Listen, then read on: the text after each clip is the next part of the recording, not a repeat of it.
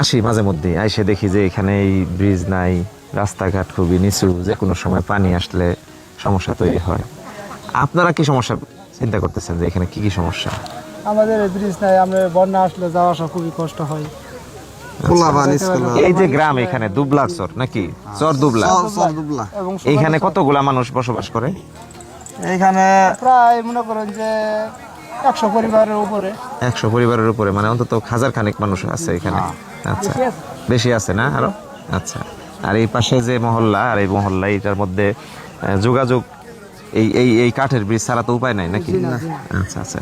এরপর পানির সময় কি ডুবে যায়? জি জি, এই ব্রিজটাও ডুবে যায়? রাস্তাঘাট সহ ডুবে যায়। নৌকা ধানের শীষ লঙ্গল দেখা শেষ। জি জি। তো দশানের নদী তো এটা অনেক জায়গায় দেখতেছি একই সমস্যা।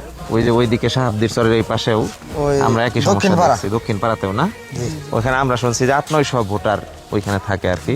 800-900 ভোটার মানে তো মানুষই নয়, আরো অন্তত পক্ষে 3-4 গুণ, তাই না? জি জি। তো সম্মানিত শেরপুরবাসী, সম্মানিত দেশবাসী, আমরা এই বলায়ের চরের গুরুত্বপূর্ণ দুটি এলাকার সংযোগস্থলের যে কাঠের ব্রিজ, এখানে ব্রিজের ভেঙে যাওয়া অংশ আমরা দেখছি। অর্থাৎ এখন পর্যন্ত এই কাঠের ব্রিজটা এখানে স্থানীয় ব্যবস্থাপনা এবং ইউনিয়ন পরিষদের সমন্বয়ে তৈরি হয়েছে, অথচ এখানে 1000-এর উপরে মানুষ বসবাস করে, যে মানুষদের যাতায়াত, চিকিৎসা, শিক্ষা, বাচ্চা কাচ্চাদের চলাফেরা খুবই সংকটময় পরিস্থিতি তৈরি করেছে। আমরা মনে করছি যে এই এলাকায় যারা জনপ্রতিনিধি ছিলেন অথবা সরকারের যারা জনপ্রতিনিধি হয়েছেন, এমপি হয়েছেন, উপজেলা চেয়ারম্যান হয়েছেন, তারা এই সমস্যাগুলো, এই এলাকার মানুষের সংকটগুলো নিয়ে কখনোই ভাবেন নাই।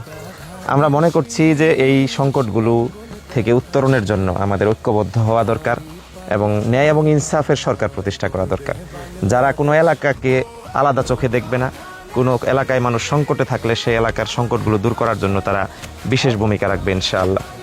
আমরা এলাকাবাসীকে আশ্বস্ত করতে চাই, আমাদের এই সমস্যাগুলো আমাদেরকেই দূর করতে হবে, যেন আমাদের উদ্যোগী নিতে হবে। যখন আমাদের সামনে যে সুযোগ আসবে সেই সুযোগগুলোকে আমরা কাজে লাগাতে চাই। সবার কাছে আমি দাঁড়িপাল্লা প্রতীকে ভোট চাই। আমরা বিশ্বাস করি যে দাঁড়িপাল্লার যে ইনসাফ চিন্তা, মানুষের সংকট সমাধানের জন্য, অধিকার প্রতিষ্ঠার জন্য যে আগ্রহ, সেই আগ্রহ এই এলাকার মানুষের দুঃখগুলোকে ঘোচাতে পারবে ইনশাআল্লাহ। ভুল দেখিয়েছিল তারাই আজ নেই পাশে।